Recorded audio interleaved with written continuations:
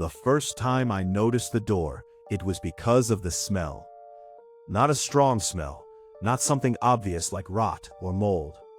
Just something faint, metallic and cold, like the air after a storm when lightning hits too close. It didn't belong in the building, and it didn't belong in the basement. I'd only been living there for 3 weeks. The apartment itself was cheap, which was the only reason I could afford it. Old building, 5 floors, uneven floors, pipes that knocked at night like someone tapping from inside the walls. The landlord had called it full of character, which usually means something's wrong with it. But I didn't care. I needed somewhere fast, and this was what I got. The basement wasn't somewhere I planned on spending time. Like most buildings from the 60s, it was divided into narrow storage units made of chain link fencing. Each apartment had one. Mine was near the back, past 3 flickering fluorescent lights and a section of ceiling where the plaster had started to sag. The first time I went down there, I didn't notice anything strange. The second time, I did. It was late, just after 10. I'd gone down to grab a box of winter clothes I hadn't unpacked yet. The hallway upstairs had been quiet, almost too quiet, and when I unlocked the basement door, the smell hit me immediately. That faint metallic scent. I stopped halfway down the stairs. It wasn't strong enough to scare me, but it was enough to make me hesitate. Like walking into a room and forgetting why you went there. I almost turned around. Instead, I kept going. The lights buzzed overhead as I stepped into the basement. Rows of storage cages stretched out in front of me, most of them filled with boxes, old furniture, things people didn't want but couldn't throw away. Everything looked normal, but the smell got stronger the further in I went. Closer, like I was moving toward the source without realizing it. My unit was near the back, and I unlocked it, stepped inside, and found the box I needed almost immediately. Nothing out of place, no signs anyone had been inside. I picked it up, turned to leave, and that's when I saw it. At first, I thought it was just another storage unit. It was in the far corner, partially hidden behind a row of stacked furniture. A section of wall I hadn't paid attention to before. But the closer I looked, the more something about it felt wrong. It wasn't chain link like the others. It was solid, concrete, poured smooth, painted the same dull gray as the rest of the basement walls. But in the center of it, there was a door, heavy, steel, no handle on the outside, just a flat surface with a narrow seam outlining its shape, like it had been pressed into the wall instead of installed. I stepped closer without meaning to. The smell was strongest there. Metallic, cold, almost electrical. There was a plate bolted to the front of the door, about eye level. Old brass, tarnished with age. I wiped it with my sleeve to read it. The engraving was shallow, worn down in places, but still clear enough. Sealed, 1924, do not open. I stared at it for a long time. Not because it was scary, because it didn't make sense. Buildings like this don't have sealed doors.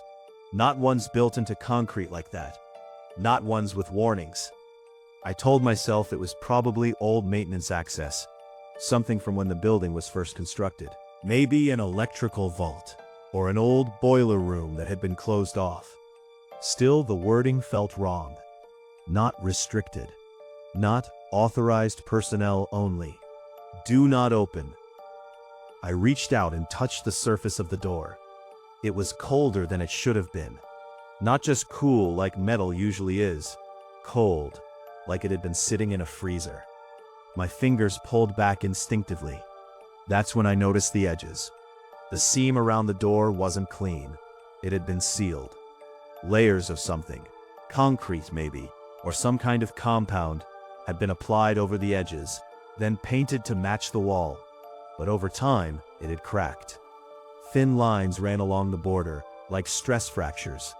And in one corner, there was a gap. Small, barely noticeable unless you were looking for it. But it was there. I crouched down to get a better look. The gap wasn't deep, but it was enough to break the seal. enough to show that whatever had been used to close the door wasn't holding the way it used to. I don't know why I did it. Curiosity, probably. Or maybe it was the smell. I leaned closer, and I listened. At first there was nothing. Just the faint hum of the building above, the distant sound of pipes shifting somewhere in the walls. Then, something else. So faint I almost missed it. A sound from the other side of the door. Not movement, not exactly. More like pressure. A low, slow shift, like something settling. Or breathing. I pulled back immediately.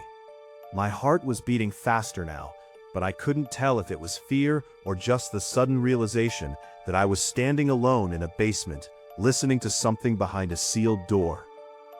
I stood there for another few seconds. Then I picked up the box and left. I told myself it was nothing. Old buildings make noise, pipes expand, concrete shifts, air moves through places it shouldn't. That's all it was. I didn't think about the door again that night, not until I tried to sleep. Because sometime after midnight, just as I was starting to drift off, I heard something from below my apartment. A dull sound.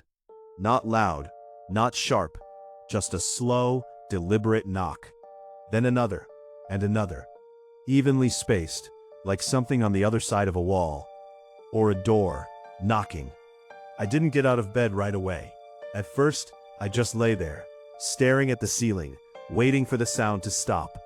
Old buildings make noise, I reminded myself again. Pipes knock, wood settles, radiators click and groan. There were a dozen explanations, all of them normal, all of them safe. The knocking came again, same spacing, same dull weight behind it. Not random. That was the part that got to me. Noise from pipes is uneven, it stutters, changes rhythm, stops and starts. Measured. Intentional. I sat up slowly. The sound was faint, but now that I was listening for it, I could tell exactly where it was coming from. Below me. Not the walls, not the ceiling, directly under the floor. My bedroom was positioned near the back of the building, which meant it sat almost exactly above the far corner of the basement, above the sealed door. I swallowed and swung my legs over the side of the bed. The knocking stopped, just like that. Silence settled over the room so completely it felt heavier than the sound had. I waited. Nothing. After a minute, I stood up and walked to the kitchen. The floor creaked under my weight, each step louder than it should have been. I paused halfway there, listening. Still nothing. I almost laughed, not because it was funny, but because of how quickly my mind had jumped to something else, something irrational, something I didn't want to put into words. I grabbed a glass of water, drank half of it, and stood there for a while longer.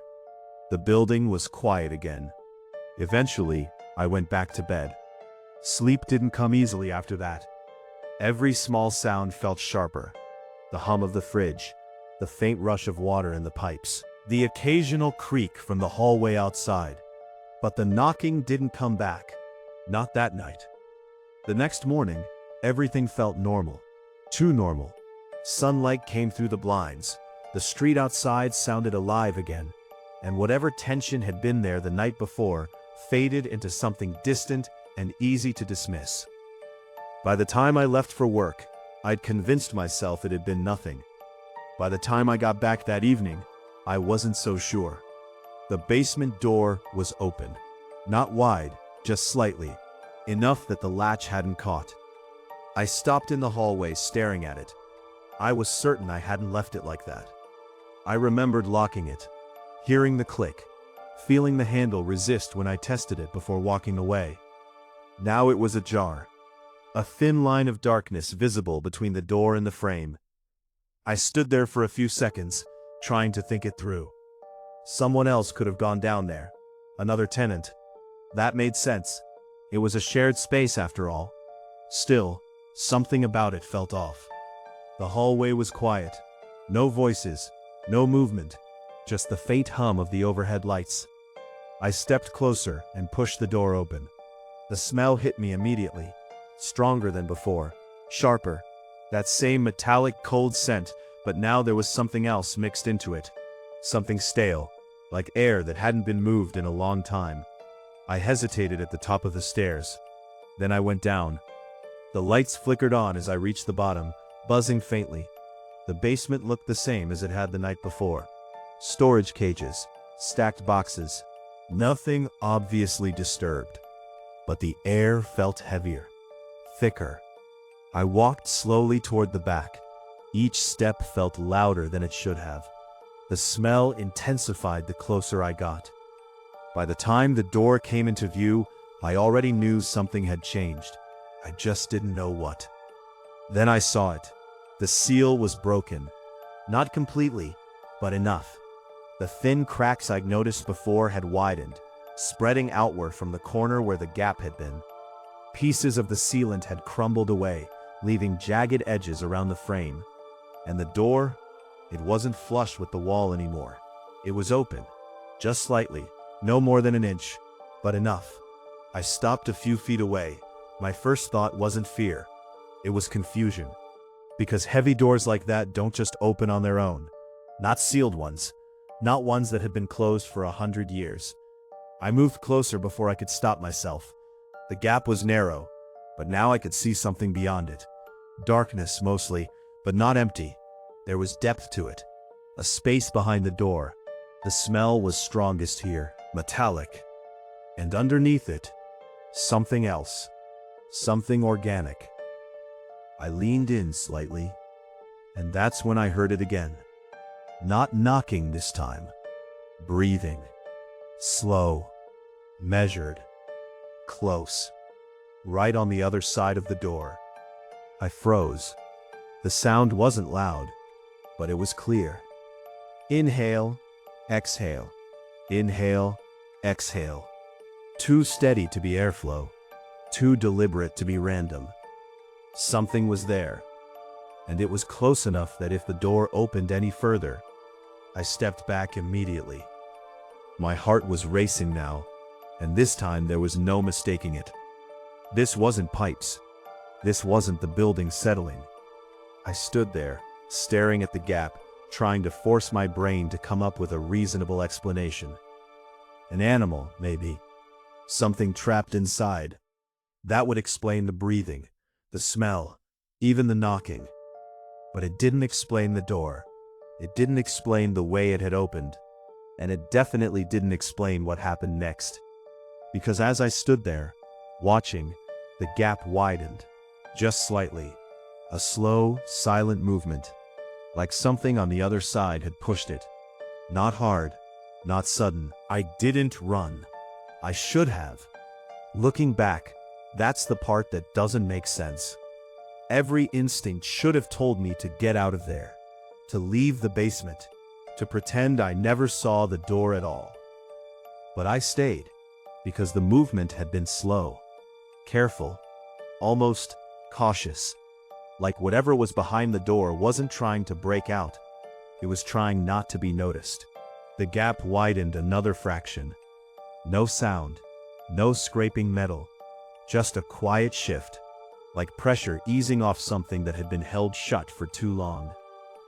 I found myself stepping closer again. I told myself it was to confirm what I was seeing, to prove to myself that there was a rational explanation, that the door wasn't opening, that I wasn't standing in a basement watching something sealed for 100 years slowly come undone. I reached the edge of the frame. The air was colder here. Not just the door, everything around it. The concrete, the floor, even the air against my face felt wrong, like standing in front of an open freezer. I shouldn't have looked inside, but I did. At first, I couldn't see anything, just darkness. Not the kind you get in a room with the lights off. This was deeper, like the space behind the door swallowed what little light reached it. Then, my eyes adjusted, and I realized the darkness wasn't empty. There were walls, close ones. Not a room, a corridor, narrow, extending inward at a slight downward angle, disappearing into shadow after only a few feet. The floor wasn't concrete. It looked older, uneven, like packed earth, or something that had been worn down over time. I leaned in just enough to see further. That's when the smell changed, stronger now, not just metallic. There was something else beneath it, something stale, something that reminded me of old water, and something worse I couldn't immediately place. And then, the breathing stopped. Not faded, stopped, mid-inhale, like whatever was inside had realized I was there. I didn't move. For a second, neither did it. The silence that followed was absolute. Then something shifted in the darkness. A small movement, farther down the corridor. Not coming toward me, just adjusting, like something turning to face the door. I felt it before I saw anything. That sensation you get when someone is looking directly at you, even if you can't see them, even if you know you shouldn't be able to. My chest tightened. I should have stepped back. Instead, I leaned just a little closer, trying to see, trying to make sense of the shape forming in the dark. At first, it looked like a trick of the light, a distortion. Then it moved again. It was something inside it, standing there, too far back to make out clearly, but tall, taller than the corridor should have allowed. Its outline wrong, not solid, like parts of it didn't line up properly with the space around it. I blinked, and for a second, it was closer. I don't know how. I didn't see it move. There was no sound, no transition. It was just nearer, enough that I could make out more of it. The shape of a head, tilted slightly to one side. And where a face should have been, there was nothing. Not empty, not blank, just indistinct, like my eyes couldn't focus on it properly. The air shifted, a faint current moving out through the gap, and with it, a sound. Not breathing, not exactly. More like the beginning of a word, cut off before it formed. My body reacted before my mind did. I stumbled back, nearly losing my footing as I put distance between myself and the door. The moment I moved, the door slammed. Not loud, not violent, but fast. The gap snapped shut with a heavy, final sound that echoed through the basement. I froze, heart pounding, waiting, listening, nothing. No movement, no breathing, no knocking, just silence. I stood there for a long time, long enough for my breathing to slow, long enough for the part of my brain that needed things to make sense to start working again. Maybe it hadn't opened. Maybe the gap had just looked bigger than it was. Maybe what I saw wasn't there. I turned to leave. I made it halfway across the basement before I heard it. Not from behind me, from above, directly over my apartment. A dull sound, familiar, measured, knock. I stopped. Another, knock. Then a third, evenly spaced, slow, deliberate, exactly like the night before. Except this time, it wasn't coming from behind the sealed door. It was coming from inside my apartment. I don't remember running up the stairs. I just remember reaching the hallway, fumbling with my keys, and forcing the door open. The apartment was dark, quiet, exactly the way I'd left it. For a second, I thought maybe I'd imagined it.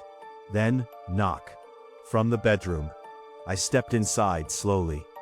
Every part of me telling me to leave, to not look, to walk away and never come back. But I couldn't.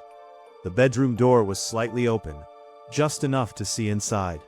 The sound came again, closer now, not from the floor, from the wall, the one beside my bed. I pushed the door open. The room was empty, nothing out of place, except the wall. Right where my bed sat, there was a faint outline, a rectangle, subtle, like something pressed against it from the other side. The knocking came again, softer now, almost patient. And then, very slowly, the surface of the wall shifted inward, just slightly, like something on the other side was pushing, testing, the same way the basement door had. And in that moment, I understood something I wish I didn't. The door in the basement hadn't been keeping something in. It had been keeping it out. And now, it wasn't the only door anymore. I didn't wait to see it open. The moment the wall shifted again, I grabbed my keys and left. I didn't pack anything. I didn't turn off the lights. I just walked out of that apartment and kept walking until I was on the street. Then kept going until the building was out of sight. I didn't go back that night, or the next. A week later, I called the landlord and told him I was done. Broke the lease, lost the deposit. He didn't argue, which should have been the first sign something wasn't right. The second came a few days after that. I went back once, during the day, with someone else, just to get my things. The basement door was sealed again. Not repaired, not replaced, sealed. Smooth concrete, no cracks, no seam, no sign there had ever been a door at all. They told me I must have imagined it, that there's never been anything there. But sometimes, late at night, I still hear it. Knocking, not from below, from the wall beside my bed. Slow, patient, waiting for me to answer.